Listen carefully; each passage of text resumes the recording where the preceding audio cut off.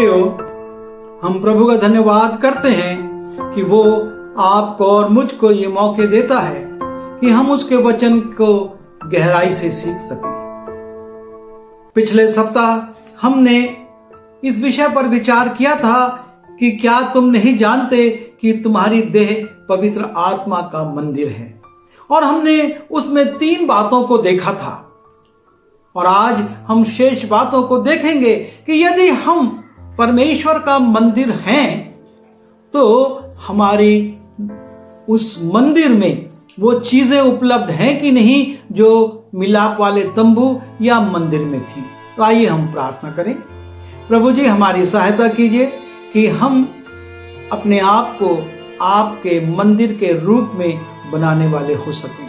हम मनुष्य हैं और हम में बहुत सारी कमजोरियां हैं, पर आप प्रभु जी इन कमजोरियों को दूर करके, जैसे आपने यरूशलेम के मंदिर को साफ करके उसको फिर से पवित्र किया था, हमारी देह को भी साफ कीजिए और अपने योग्य बनाइए, ताकि इसमें वो सारे पात्र रखे जा सकें जो मिलाप वाले तंबू में और सुलेमान द्वारा बनाए गए मंदिर में थे।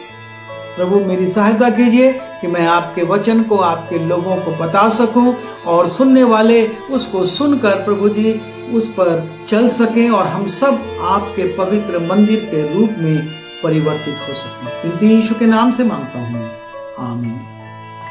प्रियो, हमने पिछले सप्ताह इस बात पर विचार किया था कि हमारी देह पवित्र आत्मा का मंदिर है, और तब हम उसको मिलाप वाले तंबू जिसको मूसा ने बनाया था और सुलेमान के द्वारा उस मंदिर से तुलना कर रहे थे कि क्या चीजें परमेश्वर ने मिलाप के तंबू में मूसा से रखवाई थी और उनका महत्व क्या था, परमेश्वर उसके माध्यम से क्या चाहता था। और सबसे पहले उस तंबू में परमेश्वर का वाचा का संदूक गया था, जिसमें कि वो 10 आज्ञाएं थी, और सुलेमान के मंदिर में भी वो वाचा का संदूक रखा गया, क्योंकि उन आज्ञाओं के बिना वो मिलाप का तंबू या सुलेमान का मंदिर अधूरा थे, सिर्फ भवन थे या एक टेंट थे। और उसी रीति से आपकी और मेरी देह में भी परमेश्वर की आज्ञाओं की उपस्थिति बहुत जरूरी है कि हमारे हृदय में परमेश्वर का वचन बसा रहे। दूसरी बात हमने देखी थी कि वहां पर एक वेदी हो जिस पर लगातार आग जले, उसकी आग कभी बुझे ना। परमेश्वर ने बड़ा कड़ा नियम दिया था कि उस वेदी पर आग जलना चाहिए, और सुलेमान के मंदिर में भी वो वेदी थी और उस पर आग जलती थी।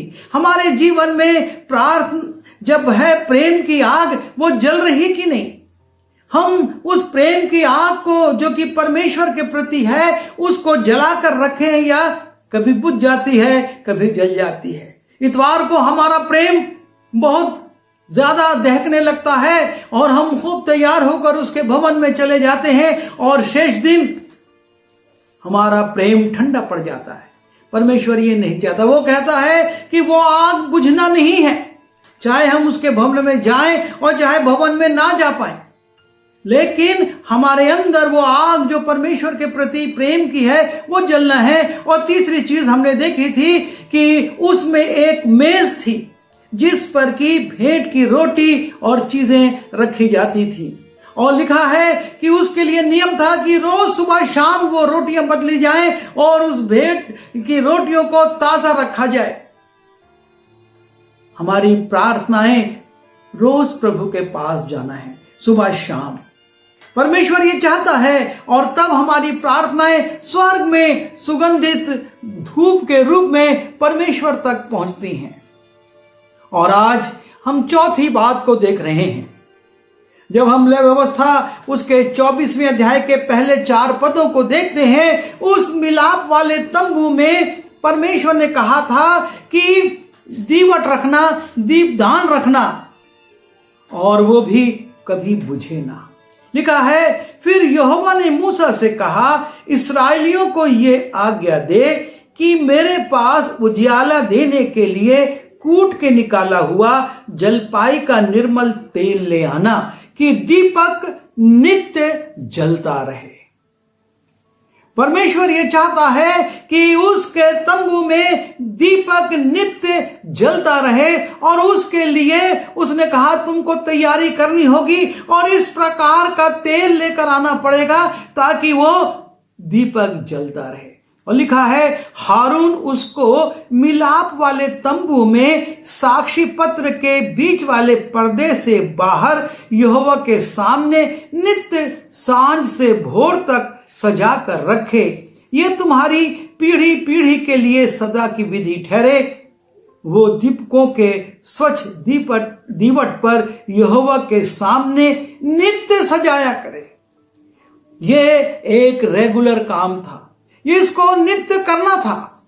इस दीपक को वहां पर नित्य जलना था, और इसलिए कि वहां पर उजाला फैले। जब हम पहला राजा में जाते हैं और उसके 7वें अध्याय में पढ़ते हैं, वहां पर भी सुलेमान एक दीपदान बनवाता है। जब हम उसके 49वें और 50वें पद को देखते हैं, लिखा है और चोखे सोने की दीवट जो भीतरी कोठरी के आगे 5 तो दक्षिण की ओर और 5 उत्तर की ओर रखी गई, और सोने के फूल, दीपक और चिमटे और चोखे सोने के तसले, कैंचियां, कटोरे, धूपदान और करछे, और भीतर वाले भवन जो परम पवित्र स्थान कहलाता है और भवन जो मंदिर कहलाता है, दोनों के किवाड़ों के लिए सोने के कब्जे बने। सुलेमान ने भी ये सारी चीजें तैयार करी, और उसमें विशेष रूप से उसने सोने की दीवटें बनवा के रखी ताकि वो मंदिर उजाले से भरा रहे। ये दीवट मन से नहीं बनवाई गई थी, लेकिन परमेश्वर ने एक स्वरूप दिखाया था मूसा को, और उसको उसने कहा था कि ठीक जैसा तू देख रहा है वैसा ही तू बनवाना नीचे।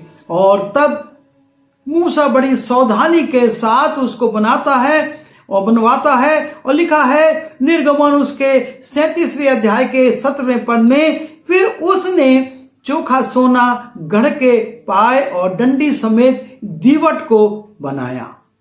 उसके पुष्पकोश, गांठ और फूल सब एक ही टुकड़े के बने, और दीवट से निकली हुई 6 डालियां बनी। 3 डालियां तो उसकी एक अलंग से और 3 डालियां उसकी दूसरी अलंग से निकली हो गई, और एक एक डाली में बादाम के फूल के सलीके 3-3 पुष्पकोश और एक गांठ और एक फूल बना।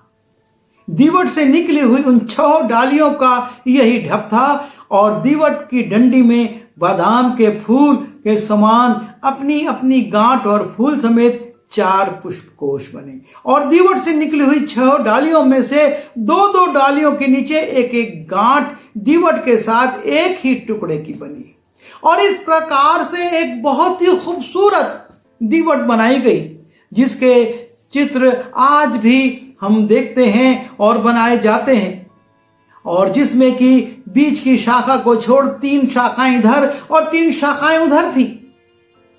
परमेश्वर ने इस प्रकार का दीवट का एक नमूना मूसा को दिखाया था, और उसी तरीके से सुलेमान ने भी अपने मंदिर में बनवाया था।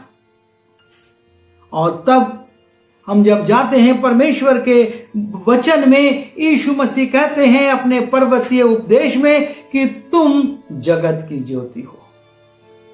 आप और मैं परमेश्वर ने एक ज्योति के रूप में बनाया है, और वो कहता है जो नगर पहाड़ के ऊपर बसा हुआ है वो छिप नहीं सकता। क्यों? हमारा उजियाला दूसरे मनुष्यों पर चमके, और हमारी ज्योति को देखकर लोग परमेश्वर की जो कि स्वर्ग में है उसकी प्रशंसा करें। परमेश्वर यह चाहता है कि उसके मंदिर से उजियाला निकलता रहे, चाहे वो मिलाप का तंबू हो, चाहे वो मूसा के द्वारा उस तंबू में रखा गया दीवट हो, और चाहे सुलेमान के द्वारा बनाया हुआ मंदिर और उसमें रखा गया दीवट हो। वो हर एक मंदिर में चाहता है कि एक उजाला देने वाला हो, और आपकी और मेरी देह जब पवित्र आत्मा का मंदिर है, परमेश्वर उसमें वास करता है, हमको इस बात पर विचार करना है कि क्या हमारे जीवन से वो उजियाला चमक रहा है, क्या वो उजियाला आपके और मेरे जीवन से निकल रहा है। क्योंकि हम इफिसी उसके 5वें अध्याय के 8वें पद में देखते हैं, क्योंकि तुम तो पहले अंधकार थे।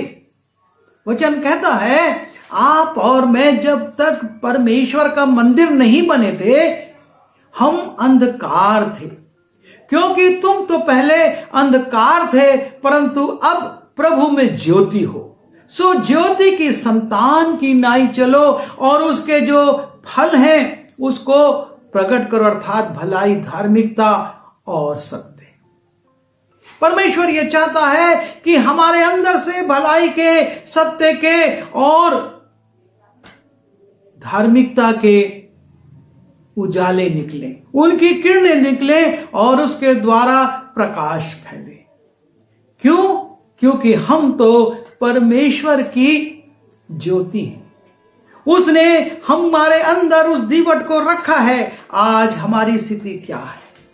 हमको इस बात पर विचार करना है कि क्या हमारे अंदर वो उजाला जिसको यीशु मसीह ने कहा कि तुम जगत की ज्योति हो, क्या वास्तव में वो जगत की ज्योति जल रही है या बुझी हुई है? क्योंकि ज्योति कितनी भी सुंदर, कितनी भी बड़ी, कितनी भी हाई पावर की हो, लेकिन अगर वो जल नहीं रही है तो उसका मूल्य शून्य है। और यदि वो छोटी सी भी हो और अगर जल रही है तो उसकी कीमत है, उससे लोगों को लाभ मिल सकता है और मिलेगा। हमको ये देखना है। मंदिर में ज्योति थी, दीवट था, हमारे अंदर वो ज्योति है कि नहीं। 5वीं बात जो कि उस मंदिर की सबसे प्रमुख बात थी, और वो ये थी कि उस मंदिर की, उस भवन की पवित्रता। जो मिलाप का तंबू बनाया गया था उसकी पवित्रता। जब हम लेव व्यवस्था में जाते हैं और लेव व्यवस्था की 10वें अध्याय में हम देखते हैं कि वहां पर इस बात को लिखा गया है कि उसके 8वें पद को मैं पढ़ रहा हूं। फिर यहोवा ने हारून से कहा, जब जब तू व तेरे पुत्र मिलाप वाले तंबू में जाएं, तब तब तुम में से कोई ना तो दाख मधु पिए हो और ना किसी प्रकार का मद्य, कहीं ऐसा ना हो कि तुम मर जाओ। फिर 10वें पद में कहता है, जिससे तुम पवित्र और अपवित्र में, शुद्ध और अशुद्ध में अंतर करो। परमेश्वर यह चाहता है कि उसका मंदिर पवित्र रहे। और मिलाप वाले तंबू के लिए भी वो कहता है हारून और उसके पुत्रों से, तुम जब इस मंदिर में जाओ तो तुम नशा मत करना, तुम नशे की कोई वस्तु मत लेना। वो पवित्र स्थान था और लिखा है कि महायाजक उसमें वर्ष में एक बार प्रवेश करता था। परमेश्वर का मंदिर पवित्र है, चाहे वो यरूशलेम में सुलेमान द्वारा बनाया गया मंदिर हो और चाहे वो मिलाप का तंबू हो। उसकी पवित्रता के लिए बहुत सावधानियां बताई गई थी। यदि हम उसके विस्तार में जाएं तो बहुत समय लगेगा, लेकिन इस संक्षेप में हम देखें तो परमेश्वर ने आज्ञा दे दी थी कि उसके मंदिर की पवित्रता पर किसी भी प्रकार से, चाहे वो उसके याजक ही ना हो, वो उसकी पवित्रता को अक्षुण्ण बनाए रखें। उस पवित्रता के लिए वो हमेशा प्रयत्नशील रहें और किसी भी रीति से वो अपवित्र ना हो, नहीं तो वो मर जाएंगे।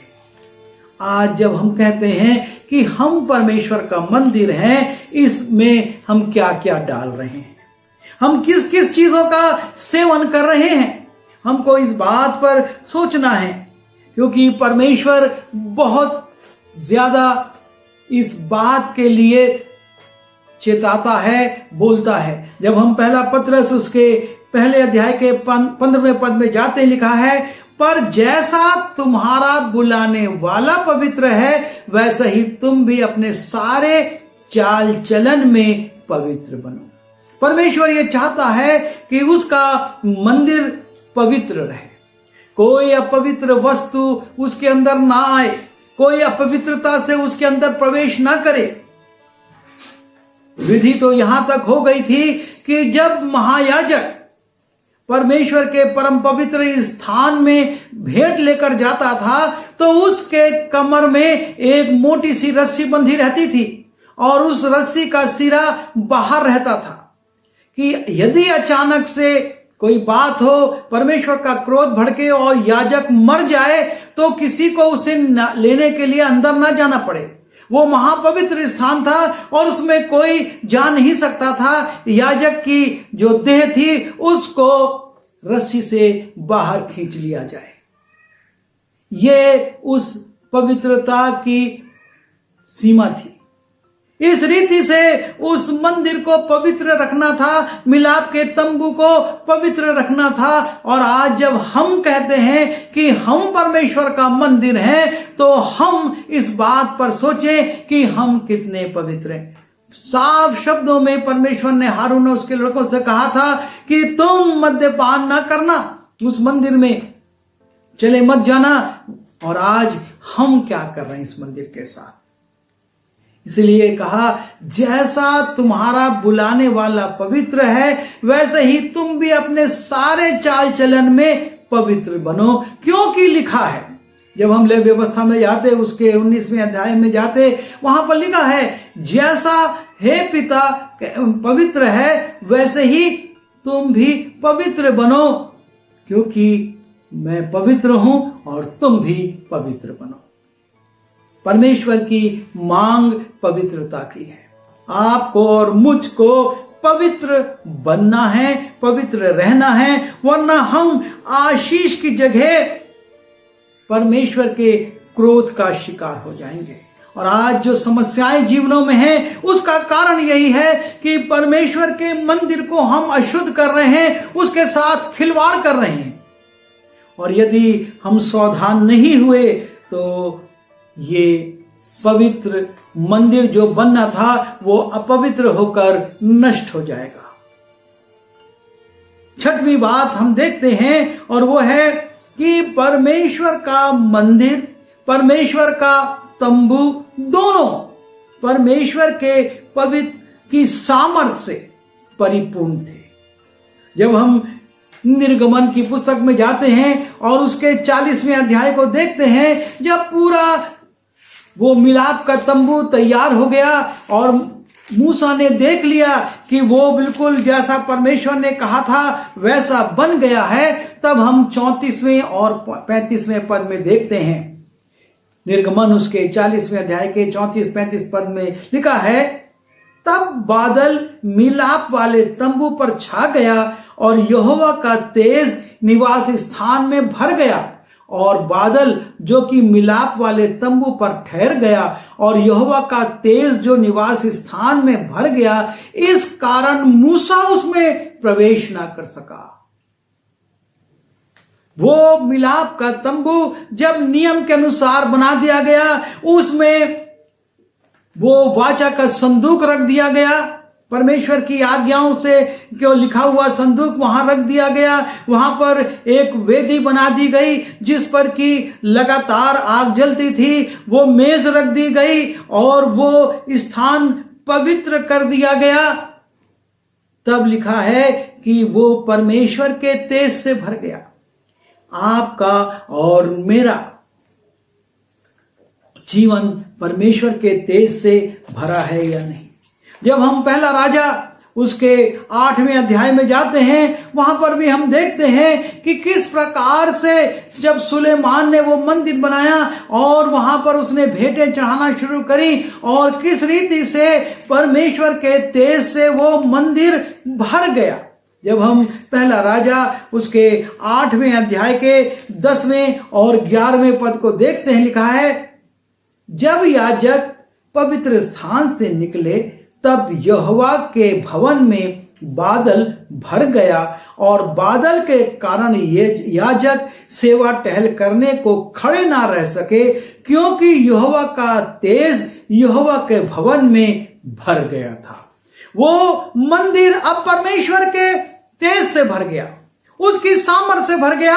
और जैसे मूसा उसमें नहीं घुस पाया, उस तंबू को जिसने उसने परमेश्वर के नाम से बनाया था, और इसी रीति से ये याजक भी अब परमेश्वर के भवन में नहीं घुस पा रहे, क्योंकि वहां पर परमेश्वर का तेज भर गया है। परमेश्वर चाहता है कि अपने तेज से वो हमारे देह के मंदिर को भरे। और इसलिए जब हम पिन्तेकुस्त को दिन को स्मरण करते हैं और वहां पर देखते हैं पिन्तेकुस्त के दिन प्रेरित लोग प्रार्थना कर रहे थे, जब पिन्तेकुस्त का दिन आया तो वे सब एक जगह इकट्ठे थे और एकाएक आकाश से बड़ी आंधी की सी सनसनाहट का शब्द हुआ और उससे सारा घर भर गया। परमेश्वर की आत्मा से वो घर भर गया और जहां वो बैठे थे गूंज गया और उन्हें आग की सी जीभें फटती हुई दिखाई दी और उनमें से हर एक पर आग ठहरी और वे सब पवित्र आत्मा से भर गए। और जिस प्रकार आत्मा ने उन्हें बोलने की सामर्थ दी, वे अन्य अन्य भाषा बोलने लगे।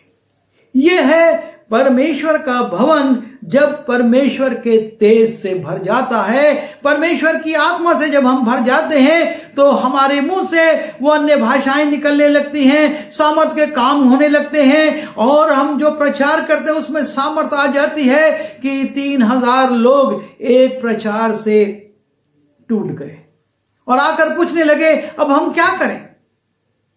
परमेश्वर का भवन सिर्फ परमेश्वर की वस्तुओं से ही सजा हुआ नहीं है, लेकिन जब तक उसमें परमेश्वर की उपस्थिति नहीं है वो शून्य है। और जब सारी बातें जो नियम के अनुसार थी कर दी गई, तब मिलाप के तंबू में परमेश्वर का तेज भर गया। जब सुलेमान सारी बातें कर चुका और याजक लोग वो सारी बातों को करके बाहर आए, परमेश्वर का तेज मंदिर में भर गया। और जब पिन्तेकुस्त के दिन प्रभु यीशु मसीह के शिष्य प्रार्थना कर रहे थे, वो भी पवित्र आत्मा की सामर्थ से भर गए। ये बहुत जरूरी है कि हम अगर परमेश्वर का मंदिर है तो परमेश्वर की सामर्थ से भरे जाएं। और सातवीं और अंतिम बात यह है कि चाहे वो मिलाप का तंबू हो और चाहे वो सुलेमान का मंदिर हो, ये दोनों चीजें, ये दोनों भवन और ये दोनों जगहें बहुत बहुमूल्य वस्तुओं से बनाई गई थी। मिलाप के तंबू के लिए उसकी जो कुर्सियां थी जिसके ऊपर वो स्टैंड करा जाता था और जितने उसके चीजें थी चोखे सोने की और चांदी की बनाई गई। वेदी चोखे सोने से मढ़ी गई। वाचा का संदूक चोखे सोने से मढ़ा गया। और वैसे ही यरूशलेम का वो मंदिर जो सुलेमान ने बनाया था, पूरा चोखे सोने से वो मढ़ा गया था। उसकी नेव में बहुमूल्य पत्थर डाले गए थे और बहुमूल्य पत्थरों से, लकड़ियों से वो मंदिर बनाया गया था। और आपका और मेरी देह भी जो पवित्र आत्मा का मंदिर है, बहुमूल्य चीजों से बनाई गई है। जो लोग मेडिकल से जुड़े हुए हैं वो जानते हैं एक किडनी की कीमत क्या है, एक लीवर की कीमत क्या है, एक हाथ की और एक पांव की कीमत क्या है। बहुमूल्य चीजों से परमेश्वर ने आपको और मुझको सजाया है, संवारा है। इसको बहुमूल्य वस्तुओं से बनाया गया है जिसको आज तक संसार कृत्रिम रूप से नहीं बना पा रहा है। कृत्रिम रूप से कितनी बार कोशिश करी गई कि हार्ट बन जाए, कुछ समय के लिए वो काम कर पाता है, लेकिन जैसे परमेश्वर के बनाए हुए अंग हमारे जीवन भर काम करते हैं वो नहीं कर पाते हैं। कुछ देर के लिए डायलिसिस किया जा सकता है पर किडनी का स्थान वो नहीं ले पाता है, क्योंकि ये अंग परमेश्वर के बहुमूल्य पात्र हैं। आप और मैं परमेश्वर की एक बहुमूल्य रचना है जिसको उसने अपना मंदिर करके बनाया है। और अब इस मंदिर में आपको और मुझको हमेशा और हमेशा उस आज्ञाओं को रखना है। हमको उस धूप वेदी पर हमेशा प्रेम की आग जलाए रखना है। उस टेबल पर, उस मेज के ऊपर प्रार्थना रूपी रोटियां और वो भेंटें रोज सुबह शाम रखनी है। हमको वो उजाला देने वाला दीवट अपने अंदर जलाए रखना है, जिसके लिए यीशु ने कहा कि तुम जगत की ज्योति हो, और परमेश्वर की वो पवित्रता जिसके लिए उसने कहा उसके बिना परमेश्वर के राज्य को देखना भी संभव नहीं है, वो पवित्रता बनाए रखनी है। और वो सामर्थ, वो पवित्र आत्मा की सामर्थ हमारे अंदर भरना है, क्योंकि ये परमेश्वर का मंदिर है और बहुमूल्य है। और जो इसको नाश करेगा, परमेश्वर उसको नाश कर देगा। हमको इस पवित्र मंदिर को, उसकी पवित्रता को, उसकी सामर्थ को बनाए रखना है, और उसके लिए आवश्यक है कि उसकी आज्ञाएं हमारे अंदर हों, उससे हम नियमित रूप से प्रेम करें और हमारे अंदर प्रार्थना होती रहे, हम प्रार्थना करते रहें, परमेश्वर की ज्योति चमकाते रहें और उस पवित्रता को बनाए रखें और सामर्थ से भरकर काम करते रहें। प्रभु हमारी सहायता करे कि हम उसके मंदिर को सिर्फ इस बात को सुनकर आनंदित ना हो कि हम परमेश्वर का मंदिर हैं, लेकिन उसके गुणों को और उन वस्तुओं को अपने अंदर रखें। प्रभु हमारी सहायता करे। आइए प्रार्थना करें। प्रभु जी, हमने आपके पवित्र मंदिर की उन बातों को देखा है जो कि आपने मिला आपके तंबू में, और सुलेमान ने जो मंदिर बनाया था उसमें रखी थी, और आपने हमारे अंदर भी उन बातों को स्थापित किया है। हमको शक्ति दीजिए कि हम आपके मंदिर की पवित्रता को बनाए रखें, इससे सामर्थ्य निकले और आपकी ज्योति दूर तक फैल सके। प्रभु जी, हमारे प्रार्थना के जीवन को बढ़ाइए, हमारे प्रेम के जीवन को बढ़ाइए और आज्ञाकारिता के जीवन को आप और बढ़ाइए, ताकि हम आपकी आज्ञाओं के अनुसार चल सकें और आपकी आशीषों को प्राप्त कर सकें। विनती यीशु के नाम से मांगता हूँ।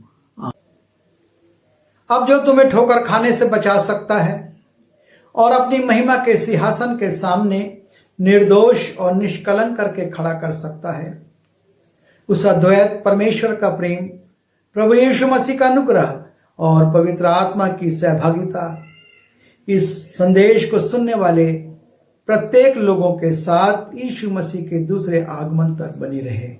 आमीन।